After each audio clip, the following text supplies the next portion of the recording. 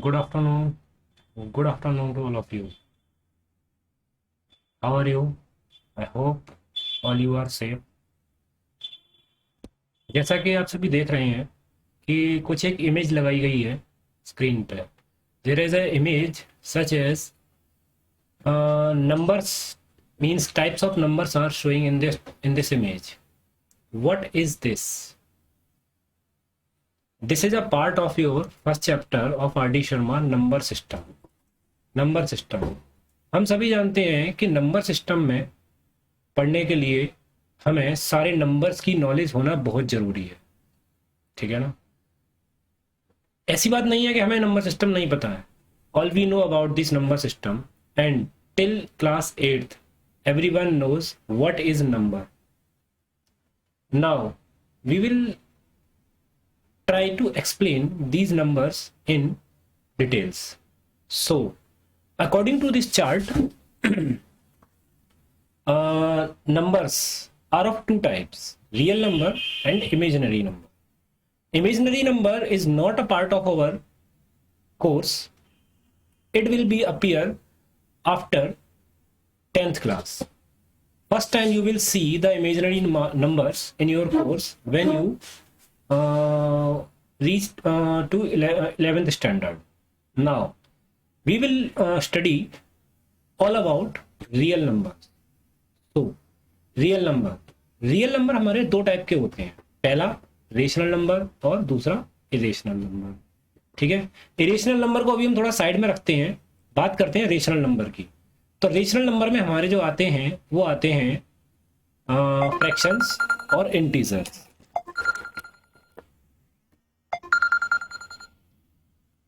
Sorry. हाँ, तो इसमें जो हमारे आते हैं वो आते हैं फ्रैक्शंस और इंटीजर. लेकिन अगर मैं बात करता हूँ ना इंटीजर की भी, तो इंटीजर भी हमारे दो टाइप के डिवाइड होते हैं. फर्स्ट नेगेटिव नंबर और सेकंड होल नंबर. अब होल नंबर भी आप जानते हैं कि होल नंबर जो होता है हमारा, उसमें हमारा जीरो प्लस नेचुरल नंबर होते हैं, और नेचुरल नंबर जो होते हैं वो हमारे इवन ऑड और प्राइम नंबर होते हैं. मैं अब आपको इन सबको डिटेल में एक्सप्लेन करता हूँ.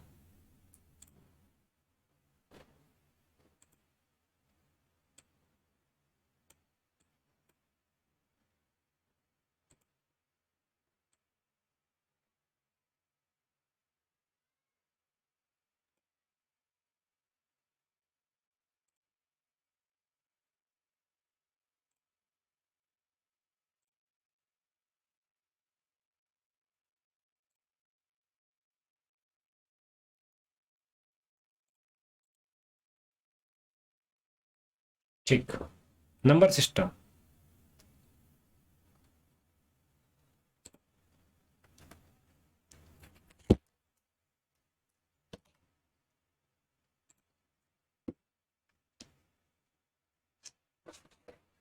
नंबर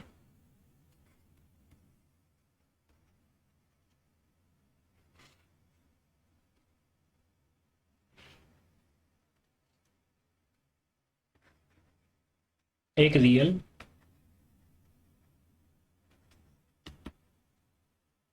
एक इमेजिनरी. रियल में जो आता है वो हमारे आते हैं फ्रैक्शंस और सेकंड आते हैं होल नंबर. ठीक है ना. अब ये जो है हमारा होल नंबर, ये भी हमारा दो पार्ट्स में डिवाइड हो जाता है. नेचुरल नंबर और ये होता है हमारा zero. Natural number can also be divided into three parts: even, odd और प्राइम. इन सबको अब अगर मैं बात करता हूं तो अब मैं इन सबको डिटेल में एक्सप्लेन करता हूं.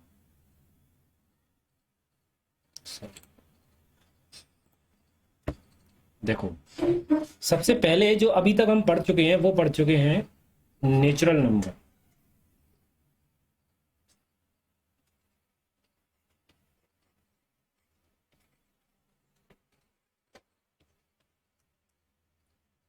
Starts from 1 to infinity.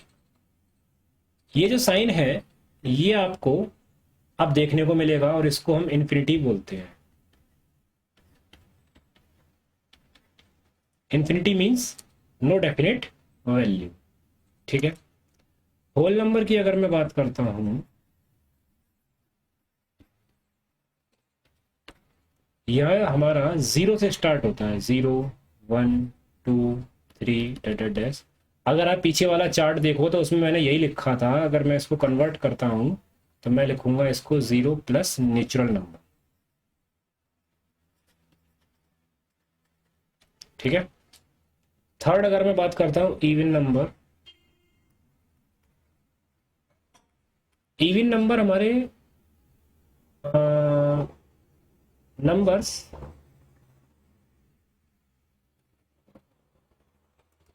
Having unit digit,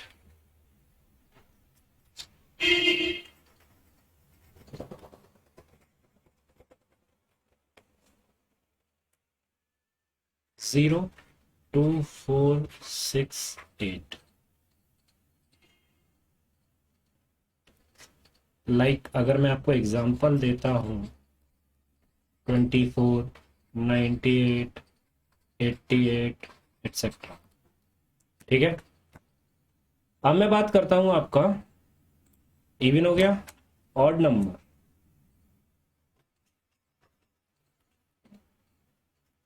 odd number की मैं बात करता हूं तो नंबर्स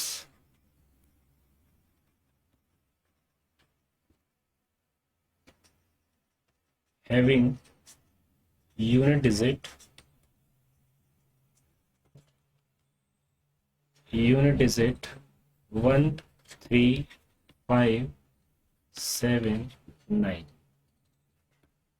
और मैं अगर इसकी एग्जांपल अगर आपको मैं देता हूँ तो जैसे 23 89 77, these all are odd numbers.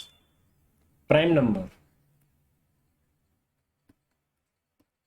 Prime number की अगर मैं बात करता हूँ तो आप सभी ने जो डेफिनेशन याद करी हुई है अभी तक क्लास 8 तक, वो ये है कि जो नंबर हमारे या तो खुद की टेबल में आते हैं या फिर 1 की टेबल में आते हैं, नंबर्स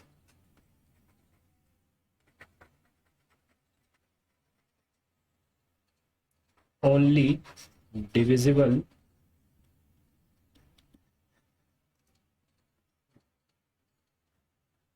either by itself और 1। एक डेफिनेशन तो ये है जो हमने अभी तक याद करी है। अब अगर मैं बात करता हूं those numbers having only 2 factors,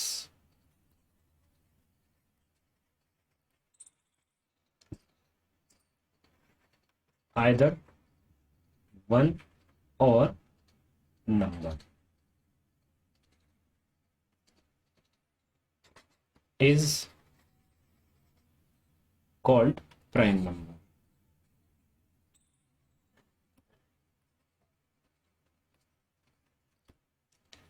example मैं आपको देता हूं इसके,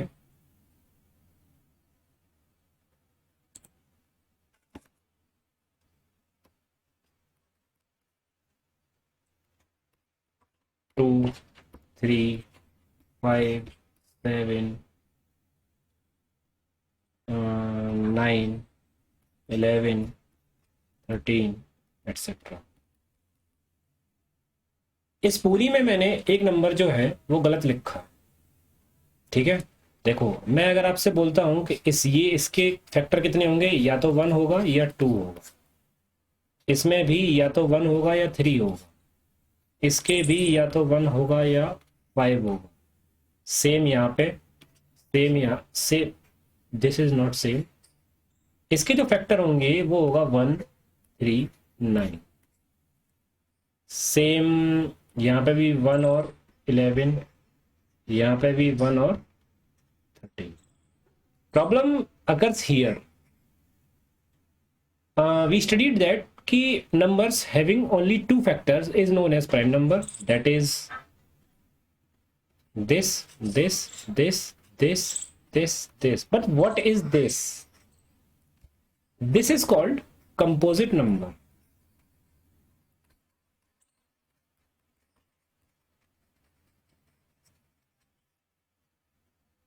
Is that clear? Composite number, तो according to this composite number हमारे वो नंबर होते हैं जिनके मोर देन टू फैक्टर्स होते हैं. ठीक है, तो कंपोजिट नंबर मेरे वो नंबर्स होते हैं जिनके मोर देन टू फैक्टर्स होते हैं. तो आप कोई से भी नंबर ले सकते हो. इसमें आपके जो आ जाएंगे वो जैसे आपका 4 हो जाएगा, तो 4 का हमारा एक 1 हो गया, एक 2 हो गया, एक 4 हो गया. आपको सिर्फ ये नहीं देखना कि कितने फैक्टर्स हैं, आपको सिर्फ ये देखना है कि मोर देन टू फैक्टर्स हो जाए. मोर देन 2 क्यों बोल रहा हूं? मोर देन 2 इसलिए बोल रहा हूं क्योंकि अगर 2 ही फैक्टर हुए तो सिंपल सी बात है कि वो मेरा प्राइम नंबर होगा. अब यहाँ क्या है कि जैसे ही आपका मोर देन 2 हो जाए, जरूरी नहीं है कि वो आपके 10-20 फैक्टर ही हम निकालेंगे, नहीं. अगर हमें कंपोजिट नंबर प्रूव करना है तो हमें सिर्फ 2 ही फैक्टर हमें प्रूव करने हैं, बाकी का अपना काम सेटल हो जाए. कोई दिक्कत? ठीक है, देखिए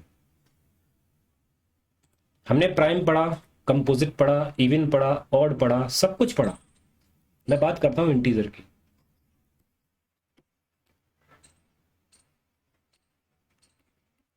नंबर लाइन हम सभी ने पढ़ी हुई है. इधर नेगेटिव इन्फिनिटी और इधर इन्फिनिटी.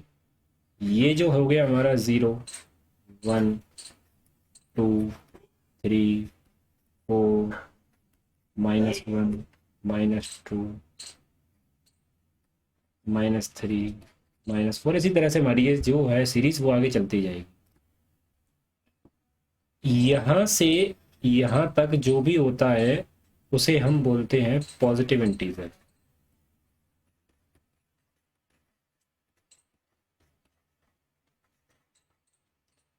और ये पूरा सेक्शन जो बोला जाता है ये बोला जाता है नेगेटिव इंटीजर. ठीक है, नेगेटिव इंटीजर को हम -z से डिनोट करते हैं, पॉजिटिव इंटीजर को हम z से डिनोट करते हैं, सॉरी z नेगेटिव से डिनोट करते हैं, और इसको हम z प्लस से डिनोट करते हैं, और इंटीजर को हम z से डिनोट करते हैं. ठीक है, ये सारे हमारे क्या हो गए? इंटीजर्स. इंटीजर यानी कि नंबर लाइन पे लिखे जाने वाले all the numbers written on a number line is known as integer. Next, अब मैं बात करता हूं आपके फ्रैक्शन का. फ्रैक्शन, और फ्रैक्शन को ही हम बोलते हैं रेशनल नंबर. फ्रैक्शन या फिर रेशनल नंबर. अच्छा, एक सेकंड. जब हमने प्राइम नंबर पढ़े थे तो उसमें सबसे पहला नंबर आया था 2. It is only even prime. ठीक है,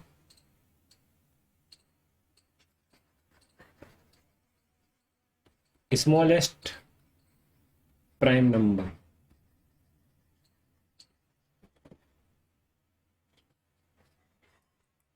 ठीक है, तो ये चीज आपके लिए कुछ याद करने वाली चीज है. और प्राइम और कंपोजिट क्योंकि हम दोनों ही पढ़ चुके हैं, तो 1 नाइदर प्राइम नॉर कंपोजिट.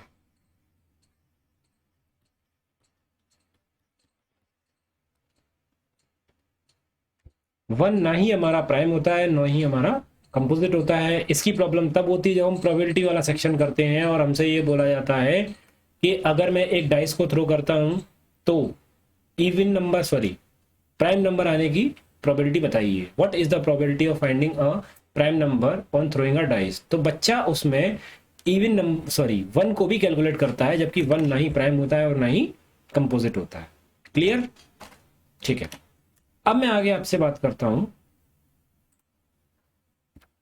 क्या चल रहा था।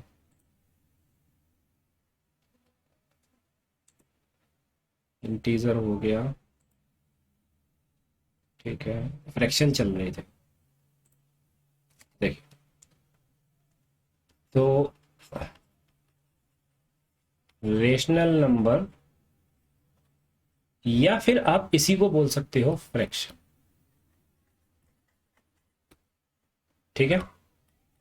डेफिनेशन आपकी होती है, it can be written in the form of p over q where q does not equal to 0, यानी कि डिनोमिनेटर वाला पोर्शन आपका 0 नहीं होना चाहिए, ठीक है ना। अब q does not equal to 0 का मतलब क्या हो गया? q does not equal to 0 का मतलब ये हो गया कि अगर डिनोमिनेटर में कभी भी 0 आता है तो उसकी वैल्यू इन्फिनिटी होती है। इन्फिनिटी को हम फाइंड नहीं कर सकते हैं, इसलिए मेरा फ्रैक्शन वाला पार्ट कभी भी 0 नहीं होना चाहिए। अब क्या मैं ये बोल सकता हूँ कि अगर फ्रैक्शन वाला पार्ट 0 नहीं हो सकता है तो 1 तो हो ही सकता है? इसका मतलब ये है कि जितने भी हमारे इंटीजर्स हैं वो सारे के सारे ही हमारे रेशनल नंबर होते हैं, वो सारे के सारे ही हमारे रेशनल नंबर बोले जाते हैं, ठीक है ना। तो यहां से हमारे बहुत सारे क्वेश्चन बनते हैं। मैंने आपको इवन नंबर बताया, मैंने आपको ऑड नंबर बताया, मैंने आपको प्राइम नंबर बताया, कभी को प्राइम नंबर और रह गया, ठीक है। को प्राइम, को प्राइम नंबर की बात करता हूं, numbers having no common factor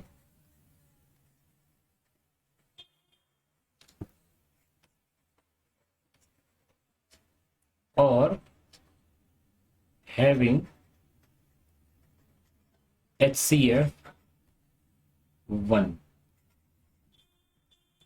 कैसे एक्सप्लेन करते हैं? देखो, मैं अगर आपसे यहां पे बोलता हूं 2,9, ये जो पेयर होगा ये मेरा को प्राइम नंबर्स का पेयर होगा।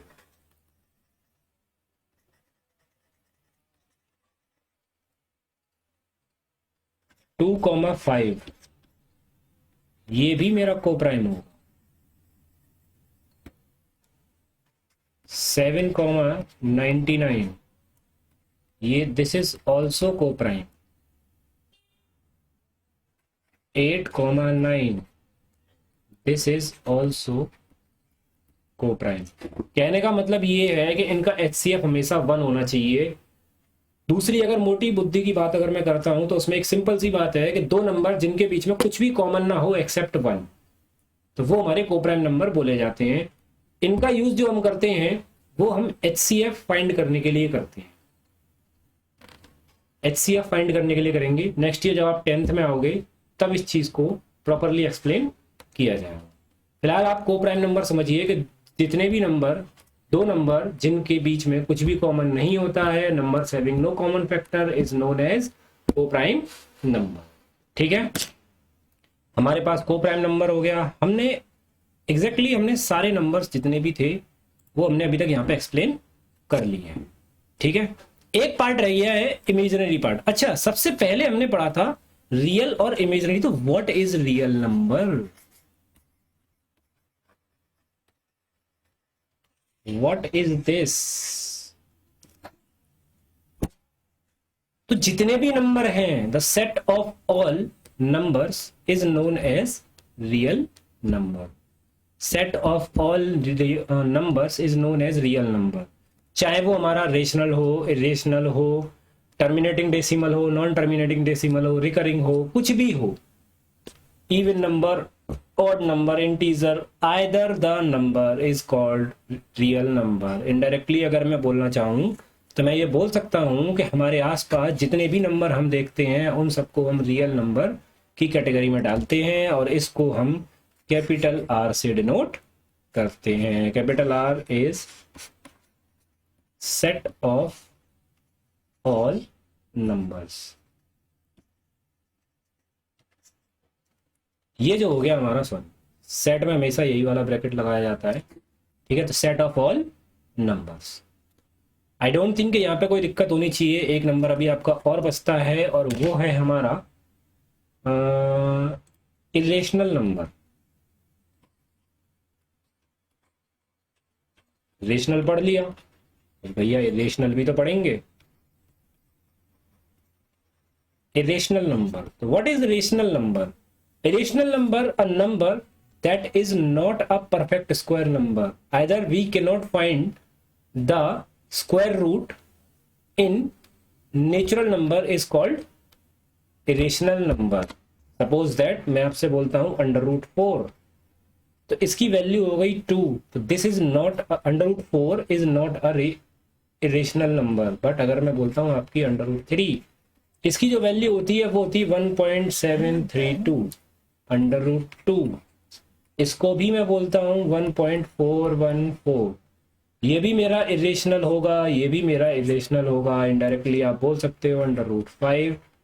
लेकिन जब आप अंडर रूट 9 पे जाओगे तो अंडर रूट 9 की वैल्यू आपकी 3 होती है, तो ये मेरा इरेशनल नंबर नहीं होता है। तो जिनका हम स्क्वायर रूट नेचुरल नंबर में फाइंड करते हैं, जिनका स्क्वायर रूट हम नेचुरल नंबर में फाइंड कर सकते हैं, उनको हम रेशनल नंबर बोलते हैं। और जिनका स्क्वायर रूट हम नेचुरल नंबर में फाइंड नहीं करते हैं, उनको हम इरेशनल नंबर बोलते हैं। कुछ क्वेश्चंस हैं जो मैं अब आपसे पूछना चाहूंगा कि all real numbers is rational number. Question ये है कि क्या सारे रियल नंबर रेशनल नंबर होते हैं, यस और नो। तो मैं आपको बताना चाहूंगा कि हमने अभी 2 मिनट पहले पढ़ा कि जितने भी रियल नंबर, जितने भी नंबर होते हैं हमारे आसपास, वो सारे के सारे ही हमारे रियल नंबर्स होते हैं।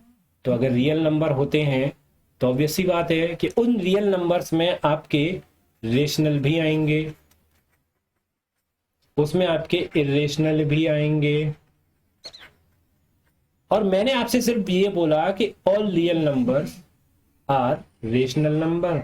This is a false statement, because real number के अंदर हमारे रियल रेशनल नंबर भी आते हैं, इरेशनल नंबर भी आते हैं, सब कुछ आता है। ठीक है, अब मैं बात करता हूं लेकिन इसका जो कन्वर्स है वो सही होगा कि all rational number are real number. बिल्कुल exactly, all rational numbers are real number. तो हमें यह देखना है कि इस तरह के क्वेश्चन जब भी अगर आते हैं तो हम इसको ऐसे सोचेंगे नहीं, हम ऐसे सोचेंगे जैसे कि आपकी बुक में ही क्वेश्चन दे रखे हैं, आपके ट्रू फॉल्स स्टेटमेंट हैं। एक सेकंड में आपको देखता हूं। कुछ ट्रू फॉल्स स्टेटमेंट हैं, जैसे कि whole number, every whole number is a natural number. Every whole number is natural number. तो पहले हमें यह पता होना चाहिए कि होल नंबर कहां से स्टार्ट होते हैं, 0 टू इंफिनिटी, और नेचुरल नंबर हमारे 1 टू इंफिनिटी होते हैं। क्वेश्चन हमारा ये है कि हर एक होल नंबर, प्रत्येक होल नंबर हमारा नेचुरल नंबर होता है? नहीं होता है भाई। क्यों नहीं होता है? क्योंकि 0 जो होता है वो नेचुरल नंबर नहीं होता है। लेकिन अगर मैं इसका कन्वर्स बोलता कि every natural number is a whole number, that's true. ठीक है ना, ये स्टेटमेंट जो होगा वो हमारा सही होगा। ठीक है ना। अब देखिए, मैं आपको इसके बाद अगर मैं आगे बढ़ता हूं तो देखो, नंबर सिस्टम का जो भी था वो यहां पे हमारा क्लियर हो चुका है। ठीक, अब मैं इसके बाद जो आगे करता हूं वो मैं पढ़ता हूं, find a rational number between two number. How can we find find one rational number between x and y, where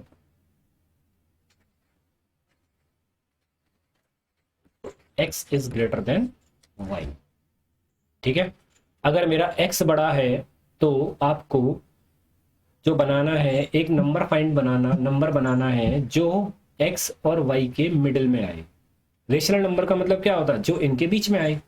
ठीक है ना तो x से बड़ा हो और ना y से छोटा हो, यानी सीधी सीधी सी बात ये है कि हमारा x और y के बीच में आना चाहिए। तो वो नंबर सिर्फ यही हो सकता है x plus y by two greater than y। तो अगर आपको एक नंबर निकालना है तो आप इस तरह से निकाल सकते हैं, ठीक है ना। लेकिन क्वेश्चन आपको ऐसे नहीं देता है, क्वेश्चन आपको बहुत टिपिकल करके देता है। बहुत होशियार होते हैं वो, क्या करते हैं बुक वाले, वो ये बोलेंगे कि नहीं मैं बच्चे से एक क्यों निकलवाऊं, मैं तो 10 निकलवाऊंगा, मैं तो 20 निकलवाऊंगा। I need 50 rational number, then this method will be very typical, it is a very typical method. उसके लिए हम जो करते हैं वो हम यूज करते हैं, देखिए सपोज दैट मैं आपसे बोलता हूं कि फाइंड 5 रेशनल नंबर्स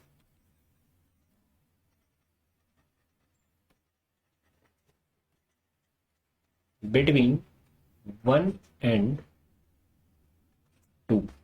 एक और दो के बीच में 5 रेशनल नंबर बताओ। आप सोच रहे हो कि 1 और 2 के, एक और दो के बीच में तो कुछ आता ही नहीं है, लेकिन एक और दो के बीच में बहुत कुछ आता है। जैसे मैं आपसे बोल सकता हूँ 1.01, 1.000001, तो ये भी मेरा एक रेशनल नंबर है। समझ में आया, कोई दिक्कत? देखिए तो इसके अपने अपने अलग अलग तरीके होते हैं। मैं अपने तरीके से कराता हूँ, बहुत सारे टीचरों का जो मेथड होता है वो अलग होता है। ठीक है, तो मैं आपको दोनों ही मेथड बताऊंगा, आपको जो अच्छा लगता है वो आप यूज कर सकते हैं। ठीक है, टीचर क्या बोलते हैं, और जो मैथ्स की जो बुक्स होती हैं उनमें ये बोला जाता है कि जितने नंबर आपसे फाइंड करवाया है उससे एक नंबर ज्यादा का मल्टीप्लिकेशन हम उन नंबर्स में कर देंगे। लेकिन एक कंडीशन है, कंडीशन ये है कि डिनोमिनेटर सेम होना चाहिए, डिनोमिनेटर सेम होना चाहिए। तो हमें पता है कि यहाँ पे जो है ये कंडीशन हमारी बनती है, तो मैं क्या करूँगा यहाँ पे कि यहाँ लिखूंगा 1/1, यहाँ लिखूंगा 2/1। यहाँ मैंने देखा कि दोनों की जो कंडीशन है यानी कि डिनोमिनेटर है वो हमारी फुलफिल हो रही है, सेम हो रही है। अब क्या करना है, 5 नंबर निकालने हैं, तो मैं 6 से मल्टीप्लाई इस तरह से करूँगा। आपका ये जो नंबर है ये बन जाएगा 6/6, ये जो बन जाएगा ये बन जाएगा 12/6। अब आपको जो चाहिए वो कितना चाहिए, अगला नंबर जो हो जाएगा वो हो जाएगा 7/6, 8/6, 9/6, 10/6, 11/6। देखो 5 हो गए, ठीक है ना। आप चाहो तो इनको डिवाइड देके आप देख सकते हो कि क्या ये हमारे 1 और 2 के मिड में आ रहे हैं या नहीं आ रहे हैं। ये सारे के सारे नंबर हमारे 1.2 के राउंड में, सॉरी 1 पॉइंट में आपके आएंगे। ठीक है बेटा, एक तरीका तो ये है। ठीक, दूसरा तरीका भी मैं अभी आपसे डिस्कस करूंगा, लेकिन पहले 2 केस बनते हैं, पहले हम वो तो देख लें। ये केस हमारा वो है जब हमारा डिनोमिनेटर सेम है, लेकिन अगर डिनोमिनेटर सेम नहीं होता तब क्या करते। सपोज दैट मैं यहाँ पे बोल देता find 5 rational number between 1/2 and 2/3, 1/2 and 2/3। Now the problem starts. Problem यहां से हमारी ये स्टार्ट हो रही है कि दोनों का डिनोमिनेटर डिफरेंट है,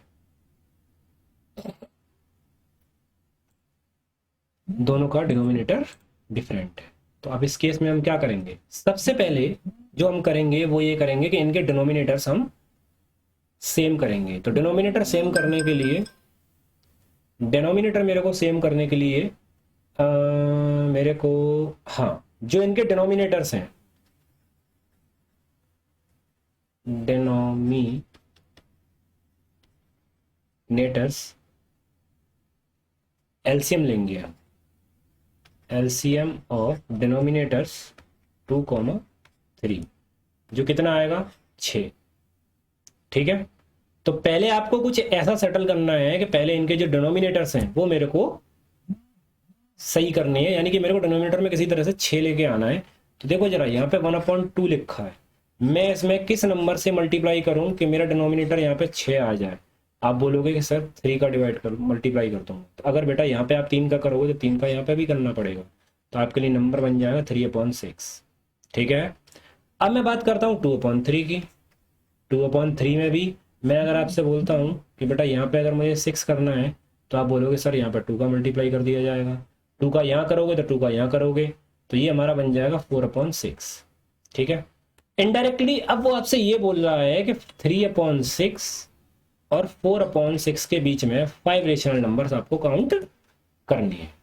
ठीक है, तो अब अगर 3/6 और 5/6 के बीच में 5 रेशनल नंबर आपको अगर काउंट करने हैं तो बहुत ईजी है, वो तो अभी अभी आप करके चुके हो, वो तो आपके दाएं हाथ का खेल है। 3/6 ये है, 4/6 ये है। ठीक है, और 5 निकालने हैं तो मैं आपसे 6 का ही मल्टीप्लाई कर लेता हूं, तो मेरे पास जो बनेगा वो बनेगा 18/36, ये हो जाएगा 24/36। तो इसके बाद आप सेटअप करते जाओ, 19, 20, 21, 22, 23, हो गया, हो गए 5। अब देखो, अगर आपके पास डिनोमिनेटर सेम है, अगर आपके पास डिनोमिनेटर सेम है तो ये दिमाग में रखना जरूरी नहीं है कि जितने मेरे पास निकलवाए हैं मैं उससे एक ज़्यादा का मल्टीप्लाई करूंगा या डिवाइड करूंगा, नहीं। एक बात बताओ, आपको 5 ही तो चाहिए। अगर आपके पास 20 मिल रहे हैं तो उनमें से कोई से 5 लिख दो तो वो भी करेक्ट होंगे।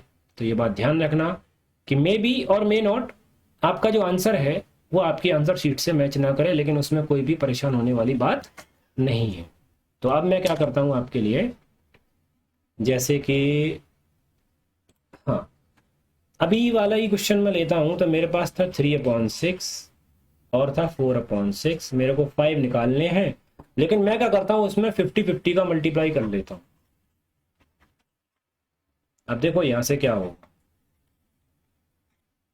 50-50 का अगर मैं मल्टीप्लाई करता हूं तो भाई ये तो हो गया 150/300, ये हो जाएगा 200/300। तो आपको चाहिए 5, तो 150 से लेके 200 तक की काउंटिंग में आपको जो 5 अच्छे लगते हैं वो आप रख सकते हो और आपका आंसर वो करेक्ट होगा। Is that clear? ठीक है ना, तो आगे बढ़ते हैं। तो आपकी कुछ एक्सरसाइज के क्वेश्चंस हैं, जरा वो ले लिए जाएं। कुछ एग्जाम्पल्स हैं। हाँ बेटा, एक चीज और कि आपकी जो आर डी शर्मा है वो काफी बड़ी है, ठीक है ना, लेकिन अगर उसको सीक्वेंस से करते जाएंगे तो हमें कोई दिक्कत नहीं होगी, ठीक है ना। तो जैसे कि माइनस का 3/11 और 8/11 के बीच में एग्जाम्पल नंबर 6 है, 3/11 और 8/11 के बीच में 10 रेशनल नंबर आपको फाइंड करने हैं। माइनस 3/11 और 8/11 के बीच में 10 रेशनल नंबर फाइंड करनी है। तो पहले तो कैलकुलेट करो, देखो अगर आप -2 आओगे, आप अगर 8 की तरफ आओगे तो देखो -2, -1, 0, 1, 2, 3, 4, 5, 6, 7, आई थिंक ये 10 तो वैसे ही हो गए। 1, 2, 3, 4, 5, 6, 7, 8, 9, 10, 10 तो हो गए, तो कोई दिक्कत नहीं है। लेकिन अगर आप इसको कैलकुलेट नहीं करना चाह रहे थे और आप चाह रहे थे कि, तो आप इसमें 2 काम कर सकते हो। डिनोमिनेटर सेम है तो बेटा 10 आपसे पूछे हैं तो आप 11 का इसमें ऊपर नीचे मल्टीप्लाई कर लो और फिर उसको सॉल्व कर लो, जो भी नंबर आएंगे उनके बीच में उनको आप लिख सकते हो। दूसरा आप एक काम कर सकते हो बेटा कि अपने मन से मान लिया 20 का कर लो, यहां भी 20 से कर लो। अच्छा, फर्क क्यों नहीं पड़ेगा मैं आपको बताता हूं, अभी एक सेकेंड, मैं अभी आपको बताऊंगा कि जो हम डिवाइड और मल्टीप्लाई कर देते हैं लेकिन फिर भी हम नंबर पे हमारा कोई फर्क नहीं पड़ना चाहिए, बस यही ध्यान रखना। तो देखो ये हो गया माइनस का 60/220, ठीक है ना, इसमें तो कोई दिक्कत नहीं है, ठीक है ना। देखो अब ये जो हम डिवाइड मल्टीप्लाई कर देते हैं ना, तो वो देखो उसका एक रीजन है, हमारे नंबर पे कोई भी इफेक्ट नहीं करता है। हमने स्टार्ट करा था माइनस का 3/11 से, ये जो नंबर है ये अभी भी हमारा माइनस का 3/11 है। देखो 0 से 0 कैंसिल, 2 से कटेगा ये -3 टाइम्स और ये कटेगा 11 टाइम्स। अभी भी माइनस का 3/11 ही है, इसीलिए हमें कोई दिक्कत नहीं होती है। ठीक है ना।